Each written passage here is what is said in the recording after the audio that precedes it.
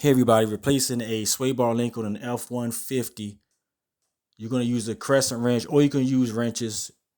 I forget the size of them, but you're going to have to hold the top and the middle to take the top nut off. And on the bottom, there's another place you could put a crescent wrench so that you can hold that still while you get the underneath side. There's another bolt or nut you have to take off.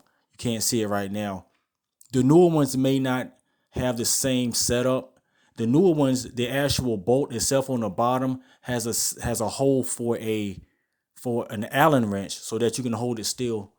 Those are the brackets you have to take off for the sway bar. You're going to take that off and the bushing off for the sway bar so that you have enough play to take off the old one and put the new one in place. That's very important. So that's the newer one. There's nothing to grab on the bottom, so you have to go underneath with an Allen wrench, stick it through the bottom of the bolt, and put that nut on, and you should be good to go. You may need to spray these nuts and everything or apply heat.